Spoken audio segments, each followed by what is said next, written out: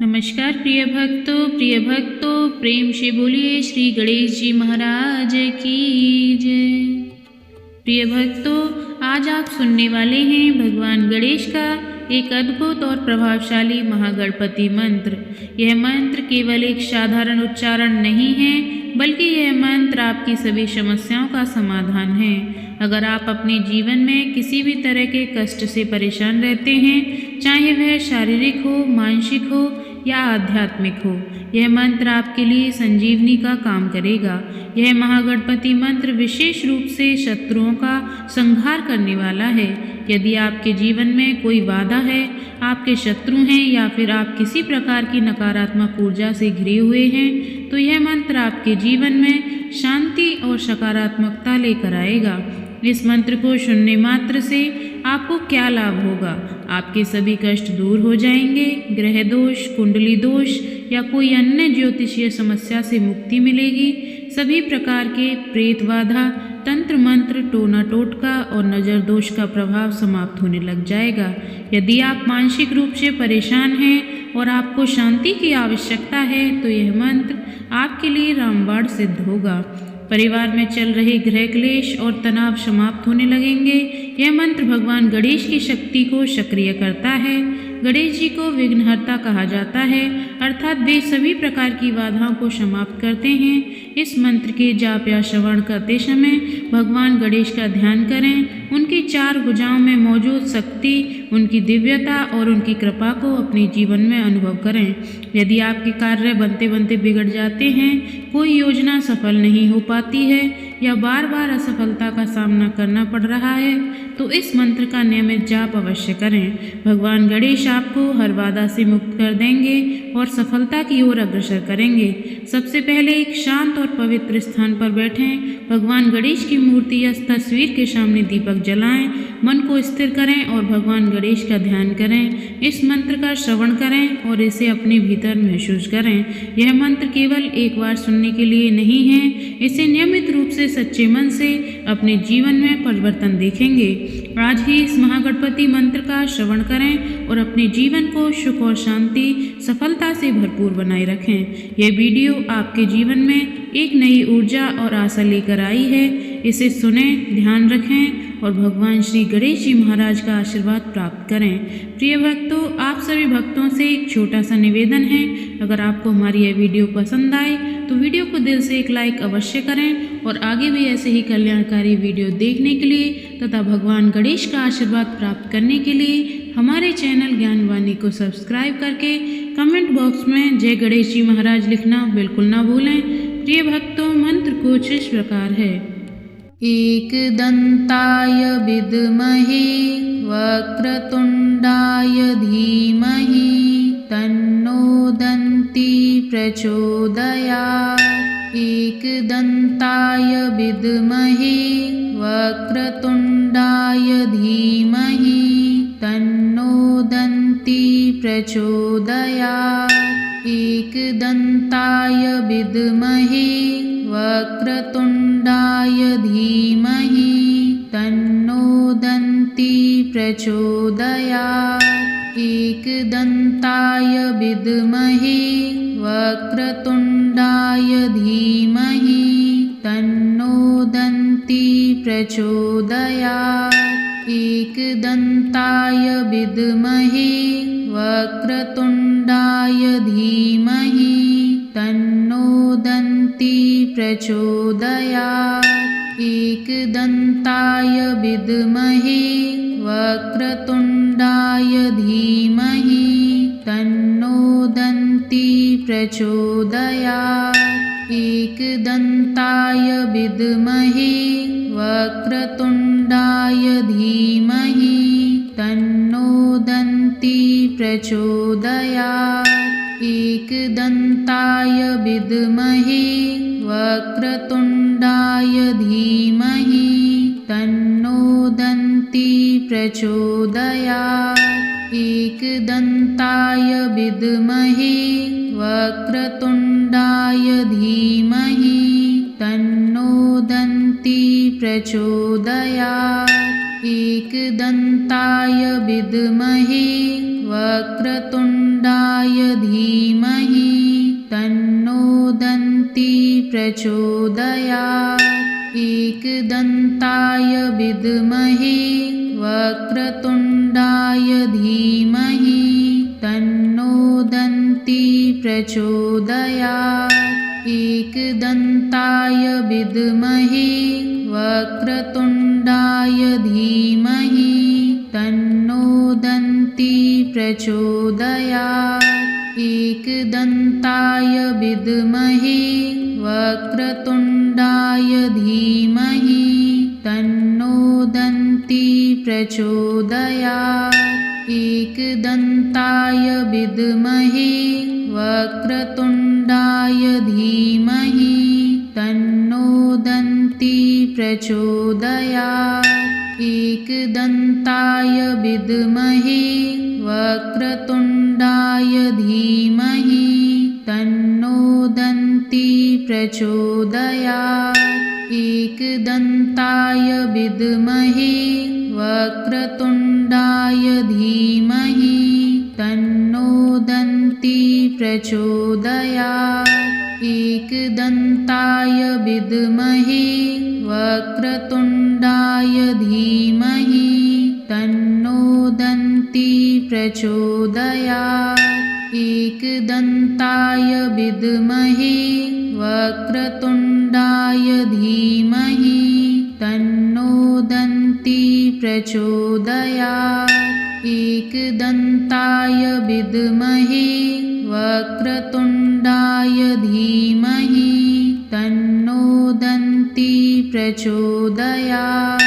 एकदन्ताय विद्महे वक्रतुण्डाय धीमहि तन्नो दन्ती प्रचोदयात्। एकदन्ताय विद्महे वक्रतुण्डाय धीमहि तन्नो दन्ती प्रचोदयात्।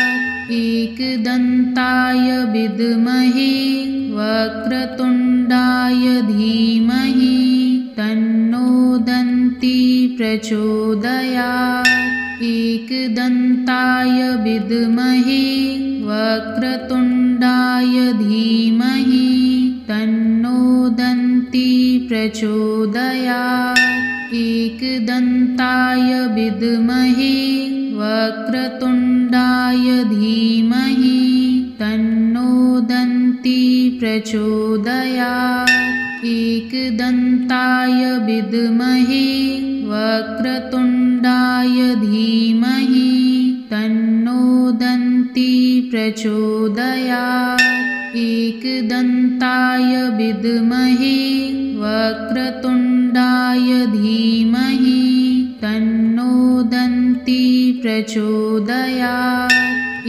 एकदन्ताय विद्महे वक्रतुण्डाय धीमहि तन्नो दन्ती प्रचोदयात्।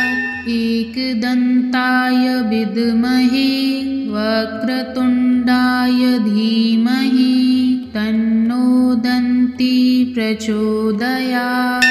एकदन्ताय विद्महे वक्रतुण्डाय धीमहि तन्नो दन्ती प्रचोदयात्।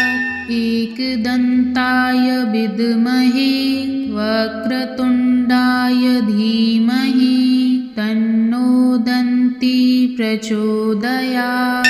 एकदन्ताय विद्महे वक्रतुण्डाय धीमहि तन्नो दन्ती प्रचोदयात्। एकदन्ताय विद्महे वक्रतुण्डाय धीमहि तन्नो दन्ती प्रचोदयात्। एकदन्ताय विद्महे वक्रतुण्डाय धीमहि तन्नो दन्ती प्रचोदयात्। एकदन्ताय विद्महे वक्रतुण्डाय धीमहि तन्नो दन्ती प्रचोदयात्।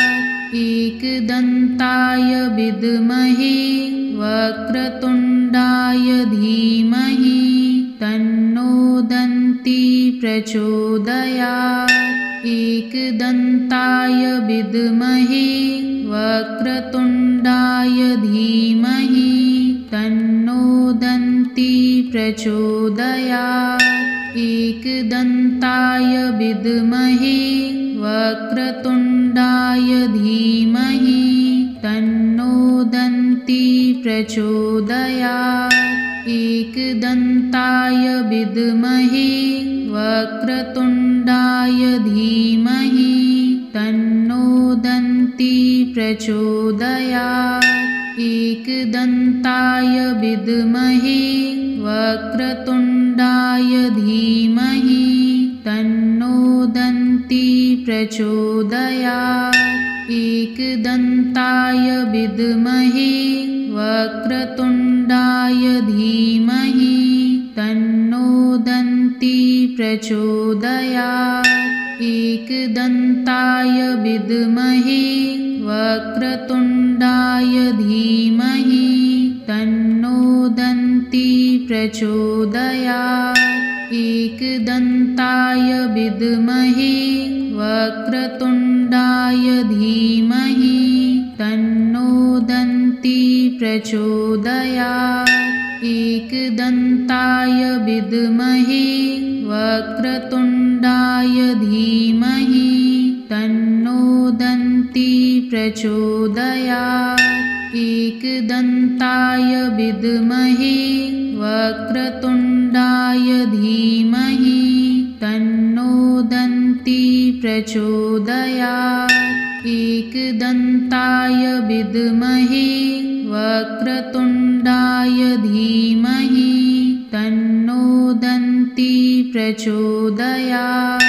एकदन्ताय विद्महे वक्रतुण्डाय धीमहि तन्नो दन्ती प्रचोदयात्। एकदन्ताय विद्महे वक्रतुण्डाय धीमहि तन्नो दन्ती प्रचोदयात्। एकदन्ताय विद्महे वक्रतुण्डाय धीमहि तन्नो दन्ती प्रचोदयात्। एकदन्ताय विद्महे वक्रतुण्डाय धीमहि तन्नो दन्ती प्रचोदयात्। एकदन्ताय विद्महे वक्रतुण्डाय धीमहि तन्नो दन्ती प्रचोदयात्। एकदन्ताय विद्महे वक्रतुण्डाय धीमहि तन्नो दन्ती प्रचोदयात्। एकदन्ताय विद्महे वक्रतुण्डाय धीमहि तन्नो दन्ती प्रचोदयात्। एकदन्ताय विद्महे वक्रतुण्डाय धीमहि तन्नो दन्ती प्रचोदयात्। एकदन्ताय विद्महे वक्रतुण्डाय धीमहि तन्नो दन्ती प्रचोदयात्। एकदन्ताय विद्महे वक्रतुण्डाय धीमहि तन्नो दन्ती प्रचोदयात्। एकदन्ताय विद्महे वक्रतुण्डाय धीमहि तन्नो दन्ती प्रचोदयात्। एकदन्ताय विद्महे वक्रतुण्डाय धीमहि तन्नो दन्ती प्रचोदयात्। एकदन्ताय विद्महे वक्रतुण्डाय धीमहि तन्नो दन्ती प्रचोदयात्। एकदन्ताय विद्महे वक्रतुण्डाय धीमहि तन्नो दन्ती प्रचोदयात्। एकदन्ताय विद्महे वक्रतुण्डाय धीमहि तन्नो दन्ती प्रचोदयात्। एकदन्ताय विद्महे वक्रतुण्डाय धीमहि तन्नो दन्ती प्रचोदयात्। एकदन्ताय विद्महे वक्रतुण्डाय धीमहि तन्नो दन्ती प्रचोदयात्। एकदन्ताय विद्महे वक्रतुण्डाय धीमहि तन्नो दन्ती प्रचोदयात्। एकदन्ताय विद्महे वक्रतुण्डाय धीमहि तन्नो दन्ती प्रचोदयात्। एकदन्ताय विद्महे वक्रतुण्डाय धीमहि तन्नो दन्ती प्रचोदयात्। एकदन्ताय विद्महे वक्रतुण्डाय धीमहि तन्नो दन्ती प्रचोदयात्। एकदन्ताय विद्महे वक्रतुण्डाय धीमहि तन्नो दन्ती प्रचोदयात्। एकदन्ताय विद्महे वक्रतुण्डाय धीमहि तन्नो दन्ती प्रचोदयात्। एकदन्ताय विद्महे वक्रतुण्डाय धीमहि तन्नो दन्ती प्रचोदयात्। एकदन्ताय विद्महे वक्रतुण्डाय धीमहि तन्नो दन्ती प्रचोदयात्।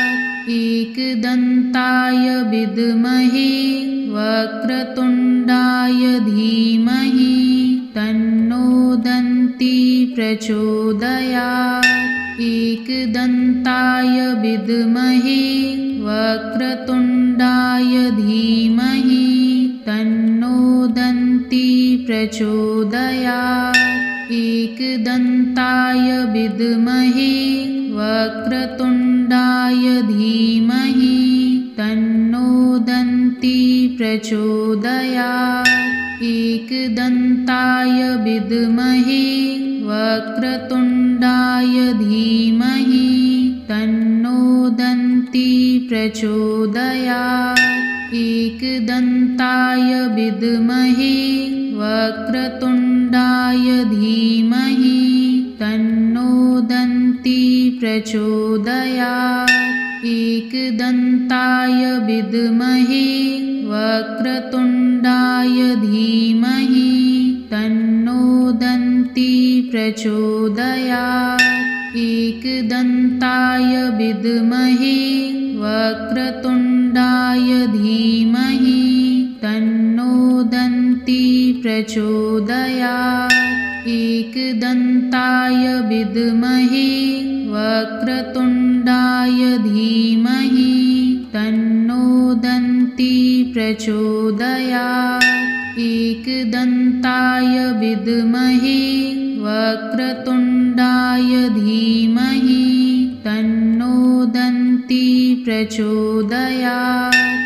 एकदन्ताय विद्महे वक्रतुण्डाय धीमहि तन्नो दन्ती प्रचोदयात्। एकदन्ताय विद्महे वक्रतुण्डाय धीमहि तन्नो दन्ती प्रचोदयात्। एकदन्ताय विद्महे वक्रतुण्डाय धीमहि तन्नो दन्ती प्रचोदयात्।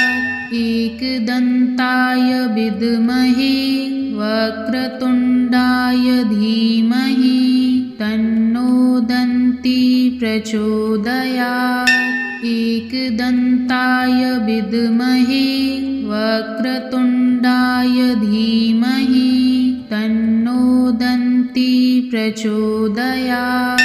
एकदन्ताय विद्महे वक्रतुण्डाय धीमहि तन्नो दन्ती प्रचोदयात्। एकदन्ताय विद्महे वक्रतुण्डाय धीमहि तन्नो दन्ती प्रचोदयात्। एकदन्ताय विद्महे वक्रतुण्डाय धीमहि तन्नो दन्ती प्रचोदयात्। एकदन्ताय विद्महे वक्रतुण्डाय धीमहि तन्नो दन्ती प्रचोदयात्। एकदन्ताय विद्महे वक्रतुण्डाय धीमहि तन्नो दन्ती प्रचोदयात्। एकदन्ताय विद्महे वक्रतुण्डाय धीमहि तन्नो दन्ती प्रचोदयात्। एकदन्ताय विद्महे वक्रतुण्डाय धीमहि तन्नो दन्ती प्रचोदयात्। एकदन्ताय विद्महे वक्रतुण्डाय धीमहि तन्नो दन्ती प्रचोदयात्। एकदन्ताय विद्महे वक्रतुण्डाय धीमहि तन्नो दन्ती प्रचोदयात्। एकदन्ताय विद्महे वक्रतुण्डाय धीमहि तन्नो दन्ती प्रचोदयात्। एकदन्ताय विद्महे वक्रतुण्डाय धीमहि तन्नो दन्ती प्रचोदयात्। एकदन्ताय विद्महे वक्रतुण्डाय धीमहि तन्नो दन्ती प्रचोदयात्। एकदन्ताय विद्महे वक्रतुण्डाय धीमहि तन्नो दन्ती प्रचोदयात्। एकदन्ताय विद्महे वक्रतुण्डाय धीमहि तन्नो दन्ती प्रचोदयात्। एकदन्ताय विद्महे वक्रतुण्डाय धीमहि तन्नो दन्ती प्रचोदयात्। एकदन्ताय विद्महे वक्रतुण्डाय धीमहि तन्नो दन्ती प्रचोदयात्। एकदन्ताय विद्महे वक्रतुण्डाय धीमहि तन्नो दन्ती प्रचोदयात्। एकदन्ताय विद्महे वक्रतुण्डाय धीमहि तन्नो दन्ती प्रचोदयात्। एकदन्ताय विद्महे वक्रतुण्डाय धीमहि तन्नो दन्ती प्रचोदयात्। एकदन्ताय विद्महे वक्रतुण्डाय धीमहि तन्नो दन्ती प्रचोदयात्। एकदन्ताय विद्महे वक्रतुण्डाय धीमहि तन्नो दन्ती प्रचोदयात्। एकदन्ताय विद्महे वक्रतुण्डाय धीमहि तन्नो दन्ती प्रचोदयात्। एकदन्ताय विद्महे वक्रतुण्डाय धीमहि तन्नो दन्ती प्रचोदयात्। एकदन्ताय विद्महे वक्रतुण्डाय धीमहि तन्नो दन्ती प्रचोदयात्। एकदन्ताय विद्महे वक्रतुण्डाय धीमहि तन्नो दन्ती प्रचोदयात्। एकदन्ताय विद्महे वक्रतुण्डाय धीमहि तन्नो दन्ती प्रचोदयात्। एकदन्ताय विद्महे वक्रतुण्डाय धीमहि तन्नो दन्ती प्रचोदयात्। एकदन्ताय विद्महे वक्रतुण्डाय धीमहि तन्नो दन्ती प्रचोदयात्। एकदन्ताय विद्महे वक्रतुण्डाय धीमहि तन्नो दन्ती प्रचोदयात्। एकदन्ताय विद्महे वक्रतुण्डाय धीमहि तन्नो दन्ती प्रचोदयात्। एकदन्ताय विद्महे वक्रतुण्डाय धीमहि तन्नो दन्ती प्रचोदयात्। एकदन्ताय विद्महे वक्रतुण्डाय धीमहि तन्नो दन्ती प्रचोदयात्। एकदन्ताय विद्महे वक्रतुण्डाय धीमहि तन्नो दन्ती प्रचोदयात्। एकदन्ताय विद्महे वक्रतुण्डाय धीमहि तन्नो दन्ती प्रचोदयात्। एकदन्ताय विद्महे वक्रतुण्डाय धीमहि तन्नो दन्ती प्रचोदयात्। एकदन्ताय विद्महे वक्रतुण्डाय धीमहि तन्नो दन्ती प्रचोदयात्। एकदन्ताय विद्महे वक्रतुण्डाय धीमहि तन्नो दन्ती प्रचोदयात्। एकदन्ताय विद्महे वक्रतुण्डाय धीमहि तन्नो दन्ती प्रचोदयात्। एकदन्ताय विद्महे वक्रतुण्डाय धीमहि तन्नो दन्ती प्रचोदयात्। एकदन्ताय विद्महे वक्रतुण्डाय धीमहि तन्नो दन्ती प्रचोदयात्। एकदन्ताय विद्महे वक्रतुण्डाय धीमहि तन्नो दन्ती प्रचोदयात्। एकदन्ताय विद्महे वक्रतुण्डाय धीमहि तन्नो दन्ती प्रचोदयात्। एकदन्ताय विद्महे वक्रतुण्डाय धीमहि तन्नो दन्ती प्रचोदयात्। एकदन्ताय विद्महे वक्रतुण्डाय धीमहि तन्नो दन्ती प्रचोदयात्। एकदन्ताय विद्महे वक्रतुण्डाय धीमहि तन्नो दन्ती प्रचोदयात्। एकदन्ताय विद्महे वक्रतुण्डाय धीमहि तन्नो दन्ती प्रचोदयात्। एकदन्ताय विद्महे वक्रतुण्डाय धीमहि तन्नो दन्ती प्रचोदयात्। एकदन्ताय विद्महे वक्रतुण्डाय धीमहि तन्नो दन्ती प्रचोदयात्। एकदन्ताय विद्महे वक्रतुण्डाय धीमहि तन्नो दन्ती प्रचोदयात्। एकदन्ताय विद्महे वक्रतुण्डाय धीमहि तन्नो दन्ती प्रचोदयात्।